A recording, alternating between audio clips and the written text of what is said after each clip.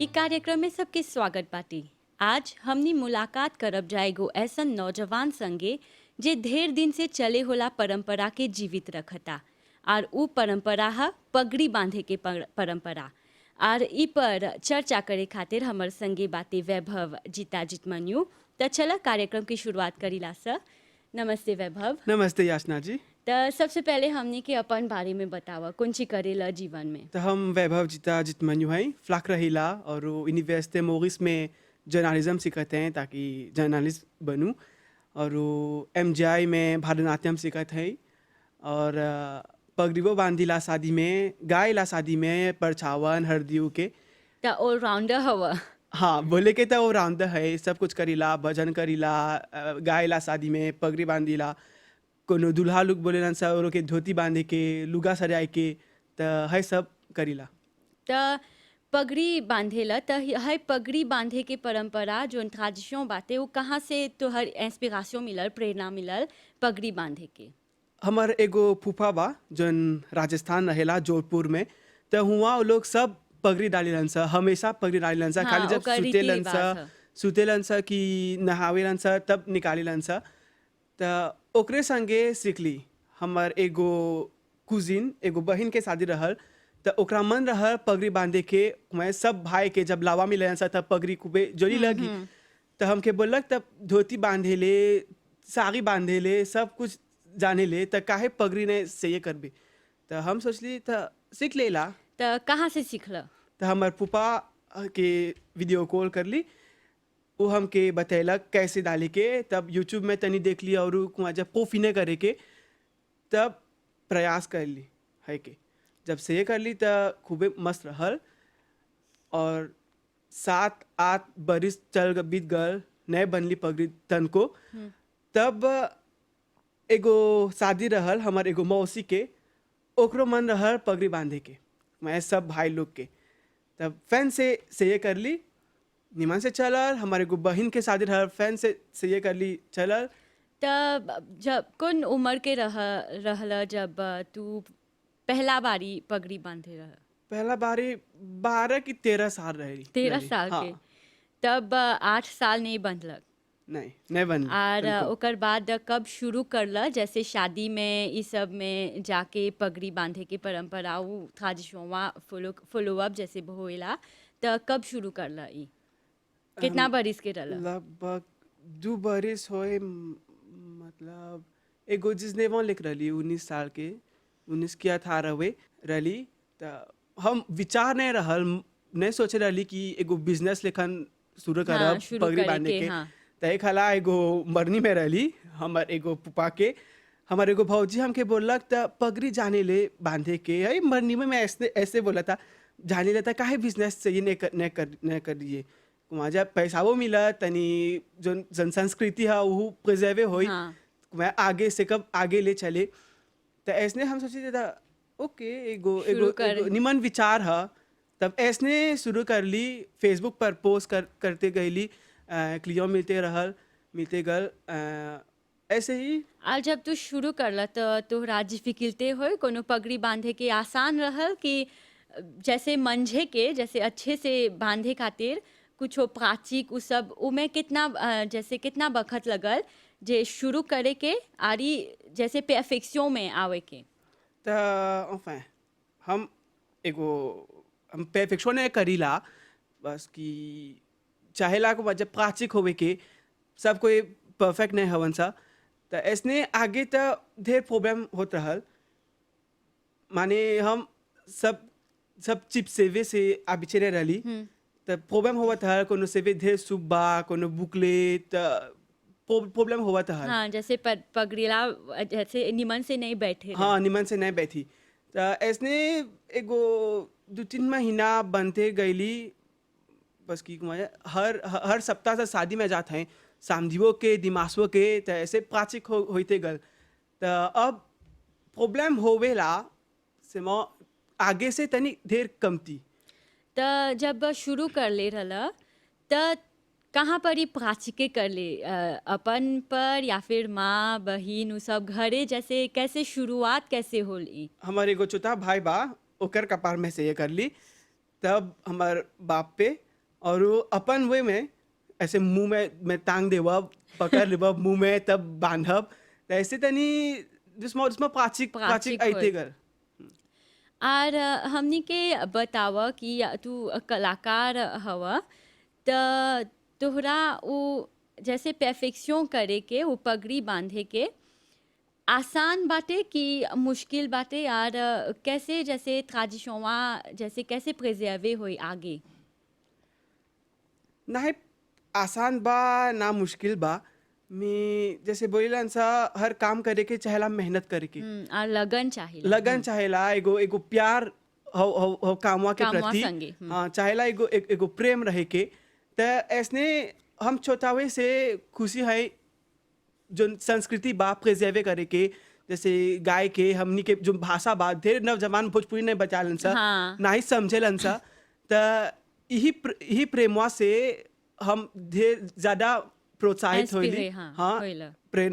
प्रेरित होइली त ऐसने हम ज्यादा मन लगा के काम करते गईली पगड़ी बांधे के अब त लोग सोने करते रहेलन सा पगड़ी बांधे के कोनो दिन त 2 शादी लेला 3 शादी लेला मैक्सिमम कोनो दिन पगड़ी बांधे के तो चला भागे के हो तू मोगिस लासोंस की मोगिस तो पिटी बा पिटी बा, हाँ। ने चला ढेर वयाजे होई के त इसने चलेला त पहला इनविटेशन जोन बा उ शादी में जैसे जैसे रिलेटिव नहीं जैसे रिश्तेदार नहीं दूसरका के शादी में त कैसे रहल जो पहला एक्सपीरियंस। पहला एक्सपीरियंस त तनी तनी घबरावत अली तो निमन नहीं बनी या ओले कोई पसंद नहीं आई उ सब। तो पसीना छूटा था हर का जनी निमन होय कि नहीं होय का जनी कैसे कैसे चली त त आराम से मजे कपार के तनी थन रखली त ऐसने आराम से सब निमन से बीतल। कहाँ रहल ई पहला बारी जब गईला। पहला जोन रिश्तेदार के ने रहा वो एक्वायो में रहल कि बेलिया में रिश्तेदार वे रहल। नहीं नहीं नहीं नहीं आगे तो ढेर रिश्तेदार के कर ली मैं क्लियो में लेखन फाचिक खातिर रहल। हाँ पाचिक खातिर त हो होला एक्वायो रहल कबो नहीं भूला पाऊ दिनवा के खूबे घबरात हली मैं से सब निमन से बीतल। तब उ दिनवा से प्रेरणा मिलल तोहरा ई बिजनेसवा जैसे ओकर एगो बिजनेस बनाए खातिर। अच्छा था देखो गासे हो गए रली तनी काहे हम नहीं जानिला काहे बस ढेर मैं देरात हली बस की आसान काम नहीं है सब कोई बोले था फासिल है करे के में से चाहेला ढेर प्राचिक होवे के पाशंस लेवे के तो सोला तलवा ग्लिसे हो जाए कि रूलो निमन से नहीं होई कि सेवे बाहर निकल गल बाहर देओ तो ऐसे तो घबरात हली ढेर और लातवालबा में जुनबा कौस है से हम ढेर खजवाला हमार हाथ एलर्जी होएला हाँ, ढेर एगो कोई एगो के एलर्जी वैसे। लेखन होवेला त एगो हमर खातिर एगो चैलेंज रहल त तनी तनी हम हाथ धोइला लाकम डालिला जमे लापो के जगह कांटेक्ट नहीं होई और हमर हाथ नहीं खजवाई। त हमनी के बताव कि पगड़ी बांधे खातिर कौन ची के आवश्यकता बाटे कौन सामान चाहिए। त पहले लातवाल चाहेला एगो कपड़ा हम एतामिन से भी करीला नोमामो भारत में त अलग प्रकार के लातवाल बा हाँ। मिसमो मोगिस में ढेर पगड़ी के लातवाल नहीं मिला सगरो कोनो महाकासे बा जो बेचेलन सा कोनो समो नहीं बा नहीं बा हम एतामिन से भी करीला 5 मीटर 5 मीटर अब कोनो दुल्हा के एतामिन से भी नहीं करब बस कि दुल्हा के चला खूबे जोरी रहे हाँ, त एतामिन हाँ। खूबे साधारण कपड़ा अलग हा। रहे के। हाँ त कौन ची करीला हम साड़ी से भी करीला कांजीवरम जो कुतों के बा और उ खूबे चक्रा बो बा हब है जस्ती जोरी रहेला तब हव से दुल्हा लोग के बांधिला त कोनो बरियातियों लोग जके बाप पापा के नहीं त भाई के भाई के, वो लोग हाँ। त थनी अलग खोजेलन सा तब बोलीला एको साड़ी किन लेवे के नोमामो हम कबो ब्रोको लातवा से भी करीला तब ब्रोको तनी महंगा बा 100 रुपया एगो मीटर त तब 5 5 मीटर के मीटर, 500 रुपया हो जाए और लातवा त कोना में रखाई त हम बोलीला त एगो साड़ी वे किन दे तब बाद में पत्नी से भी करी मैं लातवा पहनी, हाँ, हाँ बाद लातवाल में। नहीं फेंकाई कोई नो सेवी होला तलवा त सब लातवाल सब लातवाल से पगड़ी बांधे के नहीं। नहीं चाहेला स्पेशल जैसे कि तोर होरनी बा हाउ से नहीं सका बांधे ढेर ढेर ग्लिसे होइला, हाँ। ग्लिसे होई त चाहेला को मजा काम रहे के जैसे जैसे एतामी में एगो ढेर जो कौस बा। नाटवाल में कौंस बाटे हाँ, आरू ऐसन। थोड़ा थोड़ा कठोर रहेला हाँ ओकर इस्तेमाल और जोन लातवाल धोवा गल हव से नहीं सका बांधे, काहे खाम खाम नहीं रहेला ओकर हाँ। कौस तो चल जाला तो खूब ढेर नरम हो जाला त ठीक से नहीं बैठेला जब बैठे लंबे समय जोली नहीं लगी लेवातावा सब तक गिर जाए त पगड़ी बांधे के कला में कौन चीज तोहरा सबसे मुश्किल लगेला, कौन समस्या जस्ती उत्पन्न होवेला जब जाएला कोनो शादी में या कोनो लाप्रिया में जब पगड़ी बांधेला त कौन समस्या होवेला सबसे जस्ती सबसे जैसी तो वयाजे करेगी हम तो गाड़ी नहीं चलाएला लिसेंस नहीं बा चला निकाले के ऐसे प्रॉब्लम होवेला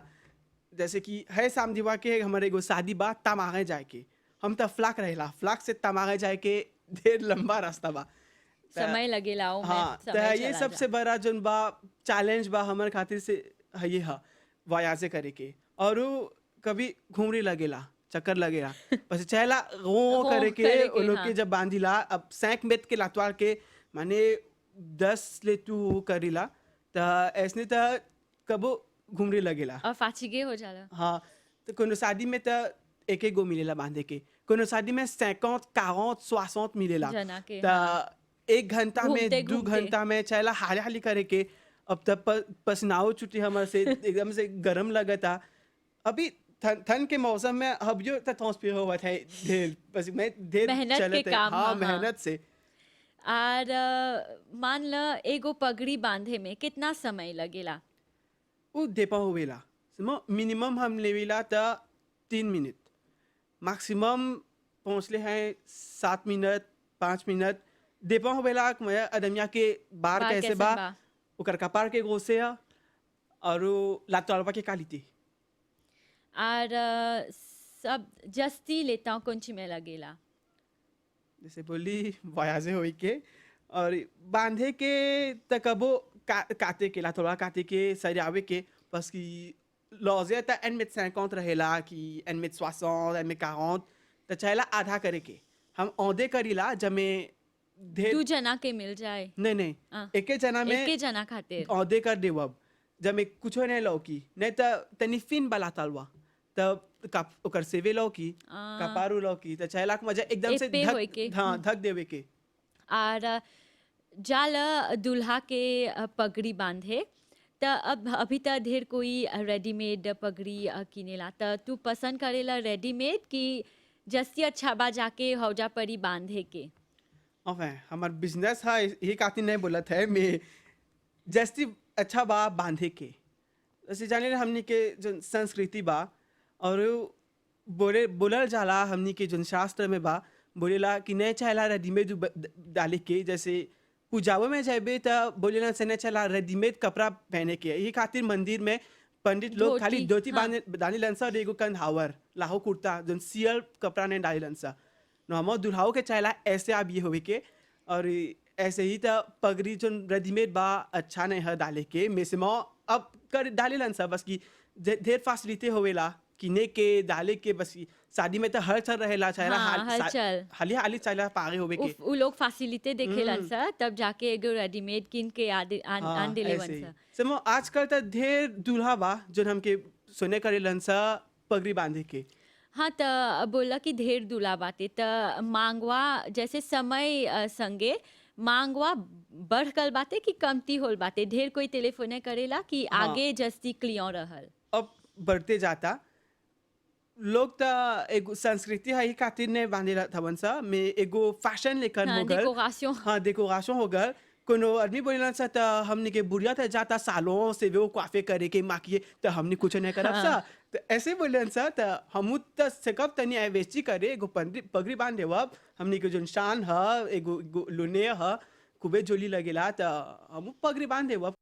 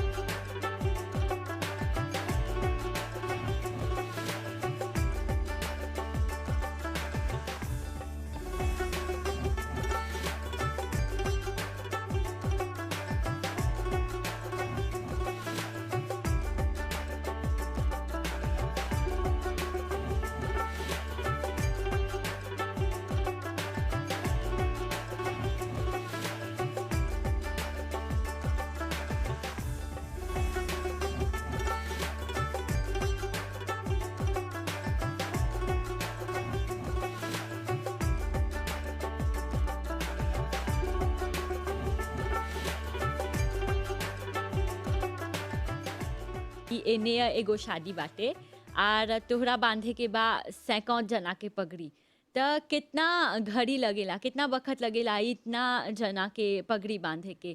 50 काहे कि कोनो कोनो मयास जोन बा हौजा परी ढेर खास करके जो बरियाती बाते उ जाए छोकरी लगे त ढेर जैसे जना बा जे पगड़ी बांधी त कितना वक्त लगेला उमे? 50 के लगभग 2 घंटा लगी, 2 घंटा? कमतीवे लगी। देपा होवेला हमर मूड कैसे बाग में पाचगे है तने से कब हाली हाली करे कमम एक एक को पगड़ी बांधे के बाद हम चल जावब हुआ 1 घंटा आधा आगे। आगे? हाँ आगे बांधे के आगे 1 घंटा आगे चल जाब। मैम मुझे एगो शादी बा 2 बजे, हम 12 बजे के आगे पहुंचा हुआ। त जोन पगड़ी बांधी ओकरा बोलेला कि ओकर लातवाल जोन बा ओकरा किने के चाही कि तू लेके जा? हाँ अभी तो शुरू नहीं करले है, बस बिजनेस तो नया नया बार बोला 3 बरिस होई तो नया वे बा अभी ले आने के बंदोबस्त नहीं होल है। बरिसवा हम सोचे रही कि मजा एगो कोताक खोजब लैंड में आने के निमन निमन जोले जो लातवार में ता लातवाल। कॉन्फिनमा हो गल नहीं से एकली कुछो करे से माँ हम बोलीला लोगे के किन देवे के लातवार। और कौन लातवाल बोलेला किने के? हम बोलीला एतामीन नहीं तो दूल्हा के एगो साड़ी वे किन दे। और जोन डेकोरेशन बाटे उ पगड़ी के जोन रेडीमेड बाटे उ आवेला जैसे जोन पेयल बाटे या फिर कोनो चिपका देवेलन सा या फिर जोन मोर पंख बाटे उ डालेलन सा। त जब कोनो बांधेला पगड़ी त कैसे सकियू में डेकोरेशन डाले, सकबा डेकोरेशन डाले उमे? तो कोनो आदमी वो लोग किने लंसा आने के हम बोले लंसा हमके डाले के सुई धागा हमर साक में रहेला सी के डालीला नहीं तो मोर पंख कोनो पेड़ डाली लंसा हिया को माजे हजा वा परी, पौधा हाँ। हाँ मैं तनी महाराजा लिखन दिखन ऐसे हम सीला। त मान ल हमके एगो रेडीमेड जोन पगड़ी ह उ चाहेला त सकबा एगो रेडीमेड जैसे कोनो के कपार में बांध के फिर ओकरा निकाल के कोनो और के देवे सब? नो हबिलेक ने मजे से करले हैं मैं हम सोचिला निमन नहीं होए बस पगड़ी चाहेला को मजा बांधेवे के मजा कपार में अब जस्ती को मजा एक ओकर ओकर ट्रेडिशन ओकर संस्कृति है चाहेला को मजा जिगत बांधे के ओकर रिवाज है इसने बांधे के कपार में बस निकाल देबे तो लाश हो जाए। मैं ओकर कपार में होई बांधे के चाहे बांधे ओकर के कपार में? जिरेक बस जैसे निकलियन सा खुल जाला बस मैं ओकर सिस्टम बाक मजा लाकोल डालेलन सा कि एगो पापी डालेलन सा कोनो पिन डालेलन सा में हम सब नहीं करीला। त सोचत हवा ई बारे में सीखे के कैसे बनाए के रेडीमेड के नहीं बा ओकन खोजे में? कपाव नहीं जानने थे बस हम तो जस्ती संस्कृति वा ओकर रिवाज के मार्ग पर चलीला चाइला बांधेवे के ना कि रेडीमेड बनावे के। और मोरिस में एगो परंपरा बाटे जे ढेर समय से चलते आल बा उ ह जोन बड़ा हमर पूर्वज लोग जो जो करेलन सा उ कौन ची करत रहलन एगो रुमाल से उ बांधत रहलन उ जोन पगड़ी बाटे।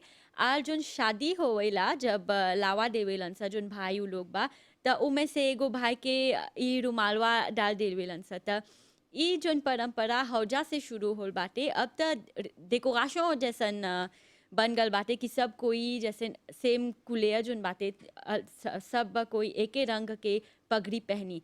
त ई दोनों जोन परंपरा बाटे उमे कौन फर्क बाटे?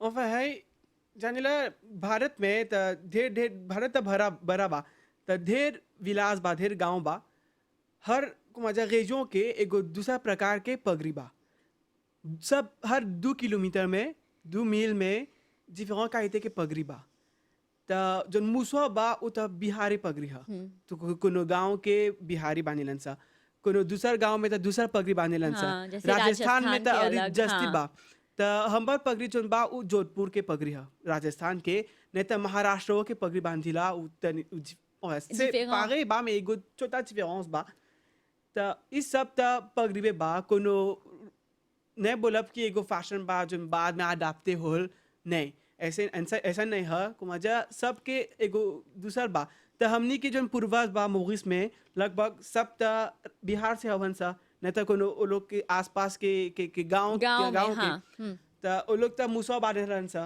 और जो मुसवा काहो काहो बा हाँ, काहो चिले बाटे यार, बा करिया और लाल लाल बा तो ही खातिर को मचा वो लोग तो है बांधे थलन सा मचा जोन हम बांधिला वो लोग है न बांधे थलन सा तो अब हमनी मोगिस में कहा ढेर कोई तो जात पात नहीं दिखेला मनसा बस नुमामा पगड़ी तो जात पर आधारित रहेला जोन कॉस बा भारत में, हाँ। हाँ कोनो कोनो कॉस दूसर कायदे के बांधे सा कोनो दूसर कायदे के तो अब नहीं देखे सा ऐसा सब के तो ऐसे सब कोई बांधे सा एक ही प्रकार के और जोन कला है पगड़ी बांधे के त बोला कि भारत में जिफेगांव कालिते के पगड़ी बाते त तोहरा कितना जैसे चिप पगड़ी बांधे आवेला। enfin, हम एक एक कारिते बांधिला जो जोधपुर के ह वैसे मैं जोधपुर के और ही महाराष्ट्रियन के लगभग पागे पागे बा बाटे। खाली लेवांतावा चाहेला तनी जस्ती खोले के और ही कोनो इस चीज बा जोन लेवांतावा ने डालिलन सा राजस्थान में कोनो बात खाली जोन गुलो गुलो करेला ढेर गुलो हवे करेला enfin एग्जैक्ट नहीं जानिला कितना कितना स्टिल करेला मी मजे एस्टिमेशन संगे कितना बाटे? संगे कर देला हम कितना 3-4 प्रकार के? enfin, 4 की 6 होई 6 होई, हाँ। ओके। त जोन पगड़ी बांधेला जोन जिफेगांव चिप बाते जैसे पगड़ी बांधेला त कौन में जस्ती कठिनाई होएला और कौन होला जस्ती आसान बाते जैसे पगड़ी बांधे के? बस हमर देखे में तो सब फासिल हुए रह लगेला आदत बाते है हाँ खातिर। आदत बा और सबके तो एक ही प्रकार के डिफिकल्टी बा एक एक प्रकार के फासिलिते बा सबके तो बास तो एक ही लेखन बा जोन बात चाहेला करे के जोन फिनिशो चाहेला करे के सब एक ही प्रकार बा तो बड़ा डिफरेंस नहीं बा दोनों में। डिफरेंस डिफिकल्टी बा में और सीखे में बोला कि अपन रिश्तेदार संगे सीखला जोन जोधपुर में बाटे आरी यूट्यूब में त और प्रोजे बा जोन जिफेगांव कालिते के पगड़ी बाओ सीखे के।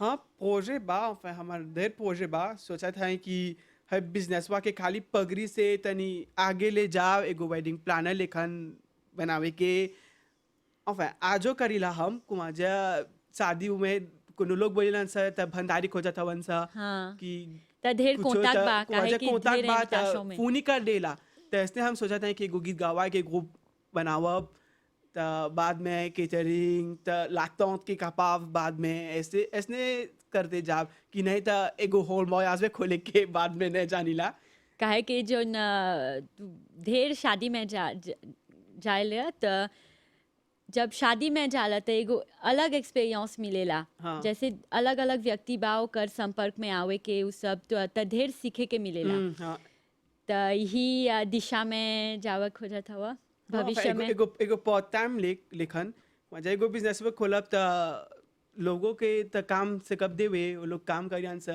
वो लोग के मजा लाभी एगो ओकर जीवन त सुधर जाए ऐसने त यही संगे अब कार्यक्रम के अंत चलाल बा त जाए ले आगे जोन अन्य नौजवान बाटे ओकरा कौन संदेश देबा? हम हमेशा एक ही संदेश देला कि नहीं चाहेला खाली जो मॉडर्नाइजेशन बा ओकर पीछे भागे के चाहेला मॉडर्न होवे के हाँ जैसे हम तब मॉडर्न है कैसे मॉडर्न है में चाहेला हमनी के जो संस्कृति बा चाहेला प्रिजर्व करे के प्रिजर्व करे के ओकरा जीवित रखे। भाषा भाषा होए कि गीत नहीं तो नाच कुछो कुछो होए चाहेला कम एगो एगो संस्कृति चाहेला सीखे के और ही चाहेला प्रोपाजे करे के बस कि नहीं तो हमने के जो भोजपुरी बा भाषावे बा है चल जाए हाँ, लुप्त हो जाए। हाँ लुप्त हो जाए और ही पगड़ीवे तो कबो कोनो सुने करेला पगड़ी बांधे के हम बोला हाँ आवा बुकिंग कबो ना देख ले बा हमके जब पहुंचला हुआ तब बोला तू बनबे जब छोटा हुआ, हाँ हाँ। ढेर छोटा है वो लोग तो सच एगो एगो ढेर बूढ़ा अरबी आए बांधे के मैं सोगी हो जालन सा तो इसने चाहेला मजा हम वो नौजवान के चाहेला आगे आवे के और इस सीखे के अब नहीं चाहेला खाली नौजवान के मजा आगे आवे के जो बूढ़े लोग हवन सा वो लोगों के चाहेला मोटिवेट करे के हमके तो मोटिवेशन मिलल हमारे सीखा दादा और के सिखावा। दादी नानी सब मोटिवेट कर ले हवन सा तो ऐसने चाहेला माँ बाप के लोग के लड़का के चाहेला मोटिवेट करे के नहीं चाहेला चाहेला पढ़े के चाहेला को मजा खाली देवो करे के नहीं चाहेला मंदिर में जाए के सत्संग में जाए के ऐसने तो सीखते जाए सा कोनो कला सीखे के। हाँ जैसे हमू तो शादी के गीत त नहीं सीखले हैं कोनो से, मैं शादी में जाके सुन सुन के, के ऐसने सीख गईली। त यही संगे कार्यक्रम के अंत चलाल बा। त वैभव जितमन्यु अपन कीमती समय निकाल के हैजा पर अइला खातिर धन्यवाद। त जैसे कि देखला एगो परंपरा एगो रीति रिवाज जोन बाते ओके प्रिजर्वे रखे के ओकर संरक्षण करके कितना महत्वपूर्ण बाते ई।